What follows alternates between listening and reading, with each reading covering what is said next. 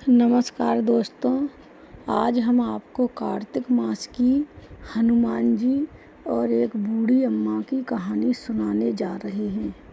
अब हम आपको कार्तिक मास की कहानी सुनाने जा रहे हैं, तो आप लोग ध्यानपूर्वक सुनिए। एक गांव में एक बूढ़ी अम्मा रहती थीं। बूढ़ी अम्मा ने एक दिन अपने बेटे से कहा, बेटा, हम कार्तिक स्नान के लिए नदी किनारे जाएंगे। तो बेटे ने कहा, अच्छा अम्मा, ठीक है, चली जाना। बेटे ने अपनी बहू से आकर कहा कि अम्मा कार्तिक स्नान के लिए जा रही हैं, तो आप अम्मा के लिए 30 लड्डू बना दो। बहू यह सुनकर नाराज़ हो गई, लेकिन उसने फिर भी लड्डू बनाकर दिए।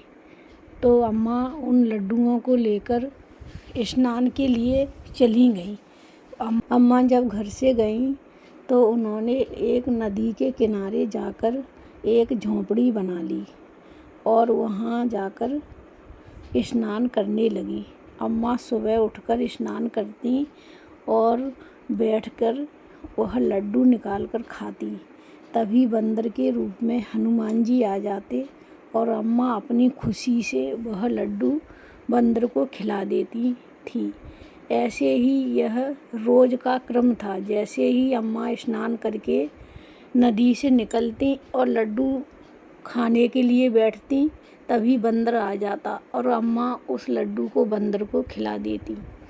अब अम्मा के ऐसे 30 दिन हो गए, तो अम्मा अपने घर जाने को तैयार हुई। तभी हनुमान जी वहाँ प्रकट हुए और हनुमान जी ने अम्मा की झोंपड़ी के पास एक सुंदर सा महल बना दिया और उसमें धन धान रुपया पैसा खूब भर गया और अम्मा की निरोगी काया कर दी। यह देखकर अम्मा बहुत खुश हुई। वह बूढ़ी माई अपने घर आई तो बूढ़ी माई को इतना धन देखकर बहू बहुत खुश हुई और बहू ने अपनी माँ से कहा, माँ, अगली साल तुम भी कार्तिक स्नान के लिए जाना। तो उसने अपनी माँ के लिए मेवा और घी के लड्डू बना दिए और कहा, माँ जाओ स्नान के लिए। अब उसकी माँ स्नान के लिए आई तो स्नान करती और करने के बाद लड्डू खाने के लिए बैठ जाती। तभी वहाँ हनुमान जी एक बंदर के रूप में आते तो वह हनुमान जी को पत्थर मारकर भगा देती। कभी भी उसने एक भी लड्डू नहीं खिलाया। ऐसे करके 30 दिन बीत गए। तभी 30 दिन के बाद वह बूढ़ी माँ अपने घर जाने लगी। तब हनुमान जी प्रकट हुए और हनुमान जी ने उसकी जो झोंपड़ी थी उसे कूड़े कचरा में बदल दिया और उसको एक डूंगर बना दिया। तभी उसकी बेटी ने अपने पति से कहा, कार्तिक का पूरा महीना हो गया, जाओ हमारी माँ को गाजे बाजे के साथ लेकर आओ। तो वह लड़का गाजे बाजे के साथ अपनी सास को लेने गया। तो वहाँ जब पहुँचा तो उसने देखा उसकी सास की झोंपड़ी कूड़े कचरे में बदल गई और वह डूंगर बन गई।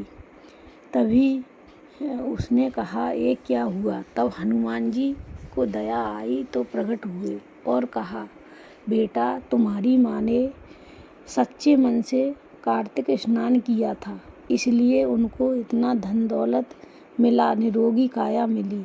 लेकिन तुम्हारी सास ने लालच से स्नान किया और उन्होंने स्वार्थ के लिए स्नान करने आई। तभी और उन्होंने अपनी बेटी के घर का अन्न खाया कार्तिक मास में, इसीलिए उनको आज डूंगर बनना पड़ा और उनकी झोंपड़ी कचड़े में बदल गई। तो यह सुनकर लड़का वापस चला गया। हे कार्तिक महाराज, जैसे आपने उस बूढ़ी अम्मा की लाज रखी और उसको निरोगी काया दी, धन संपत्ति दी, ऐसे सभी की लाज रखना, सबको निरोगी काया देना। जो इस कथा को सुने और कहे उसे भी निरोगी काया देना।